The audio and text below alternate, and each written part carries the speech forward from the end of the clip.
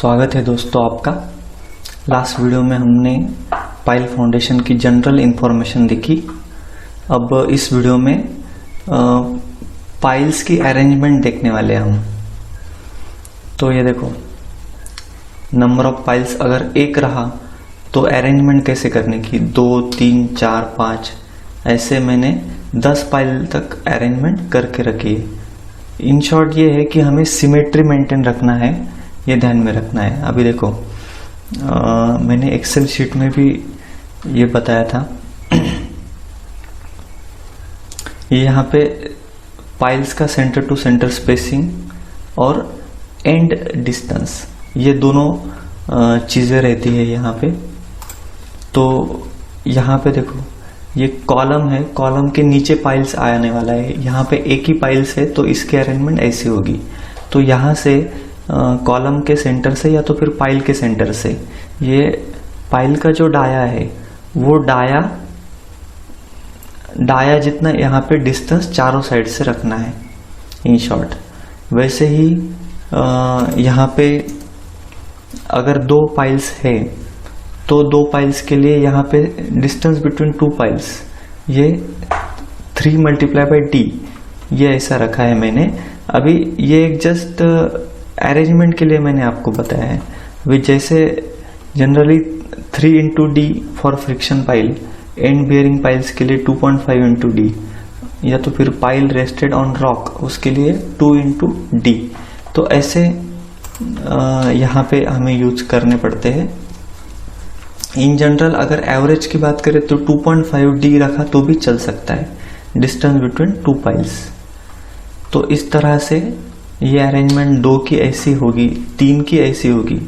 3 जो है ये यहाँ पे 120, 120, 120 ऐसे एंगल में ये यहाँ पे पाइल्स आएंगे कॉलम के सेंटर से।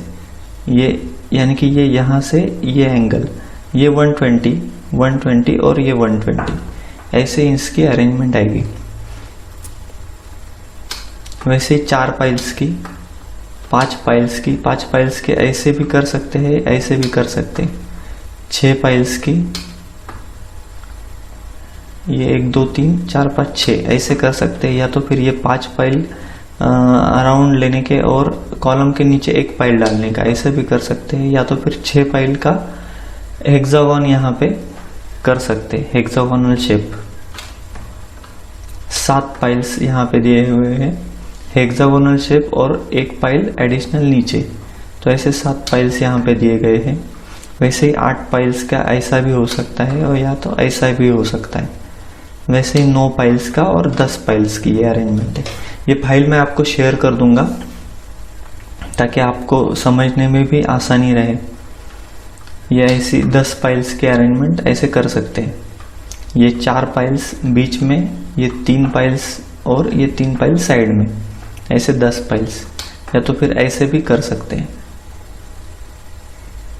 ये अरेंजमेंट जो है वो कॉलम की पोजीशन, यानी कि जो बिल्डिंग है तो वो उसमें जो कॉलम्स आ रहे हैं, 2 कॉलम्स एडजॉइनिंग कॉलम्स, तो उसमें कितना डिस्टेंस है उस हिसाब से ये ज्योमेट्री हमें एडजस्ट करनी पड़ती है।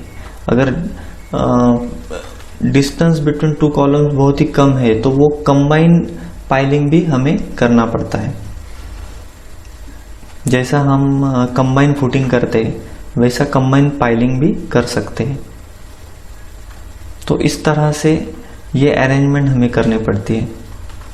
अभी हम ये ऑटोकैड की, यानी कि कैसा है, अभी देखो ये कुछ पाइल्स के अरेंजमेंट ऐसी होती है कि वो शेप में ड्रॉ करना थोड़ा मुश्किल जाता है हमें। तो फिर वो ऑटोकैड में ड्रॉ करके फिर वो शेप में एक्सपोर्ट, हम शेप में इंपोर्ट कर सकते हैं। तो वो भी मैं करके दिखाता हूँ। ये मैं मिनिमाइज कर लेता हूँ और सैंपल के लिए हम 2 इसका करके देखने वाले हैं। ये मैंने शेप ओपन किया, यहाँ पे ओपन न्यू फाइल, यहाँ पे हमने कोड सिलेक्ट किया। ठीक है, ये डिजाइन प्रेफरेंस वगैरह ले सकते हैं। उसके बाद फिर यहाँ पे इंपोर्ट और यहाँ पे DXF/DWG आर्किटेक्चरल प्लान, यहाँ पे अगर गए तो यहाँ पे ऑटोसेप एक्सपोर्ट फाइल, ये मैंने DXF फाइल यहाँ पे सिलेक्ट करी है। यहाँ पे जो यूनिट्स है वो मीटर में रखने हैं, क्योंकि वो हमारे ऑटोकैड फाइल के यूनिट्स मीटर में हैं इसलिए। और यहाँ पे मैंने ओके कर दिया। तो ये देखो, ये फाइल्स यहाँ पे इंपोर्ट हो गए हैं। तो अभी अगर यहाँ पे मटेरियल हम सिलेक्ट करेंगे,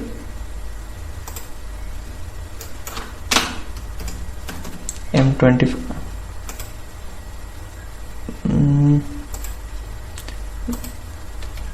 ये शायद कोड हमारा दूसरा आ गया। चलो कोई बात नहीं, हम नया मटेरियल हम डिफाइन कर लेते हैं। यहाँ पे M25 कंक्रीट मटेरियल, यहाँ पे 25 unit weight, modulus of elasticity.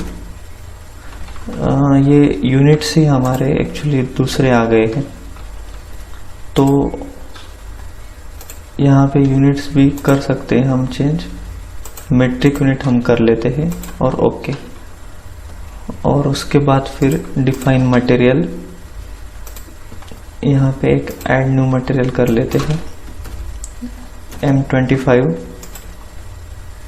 Concrete, यहाँ पे 25, modulus of elasticity 25,000, thermal expansion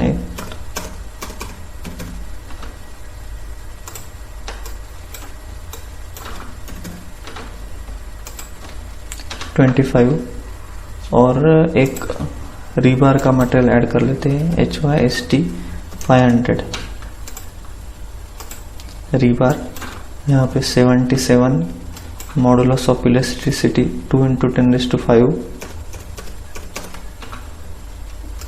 उसके बाद 500 एंड 545 ये ऐड कर लिया। वैसे ही स्लैब प्रॉपर्टीज ऐड कर लेते हैं, क्योंकि हमें स्लैब ड्रॉ करना है इस ज्योमेट्री से। तो मैं पाइल कैप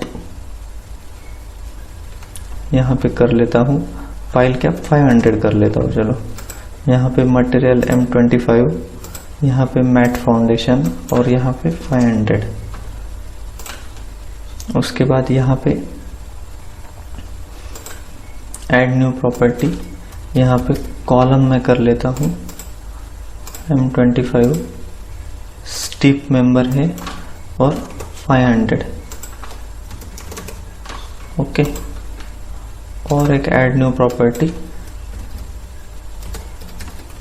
फाइल्स की कर लेते हैं, M25 स्टीप 500, ओके। और यहाँ पे मैं ओके ओके कर लेता हूँ। अभी मैं यहाँ पे गया ड्रॉ में, ड्रॉ स्लैब्स ऑब्लिक एरियाज, तो यहाँ पे स्लैब सिलेक्ट करना है। यहाँ पे मैं करूँगा पहले तो पाइल कैप के लिए, और यहाँ पे देखो जैसे मैं यहाँ पे गया आर्किटेक्चरल एरिया यहाँ पे आता है, उसके ऊपर राइट क्लिक करके ऐड शेप एरिया बोलने का, यहाँ पे ये देखो स्लैब ड्रॉ हो गया है हमारा, ओके। ये पाइल कैप ड्रॉ हो गई। अभी इसके बाद अगर कॉलम ड्रॉ करना है तो कॉलम के ऊपर जाने का, यहाँ पे ऐड शेप एरिया, ये कॉलम ड्रॉ हो गया हमारा, ऐड शेप एरिया, बस इतना ही करना है। उसके बाद फिर files, add shape area, add shape area, add shape area,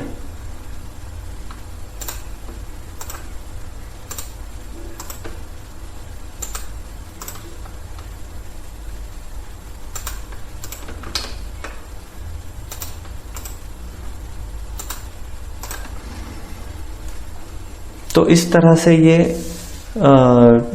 geometry draw करनी पड़ती है। अगर ये सिमेट्रिकल स्क्वायर शेप नहीं है, क्योंकि जनरली जो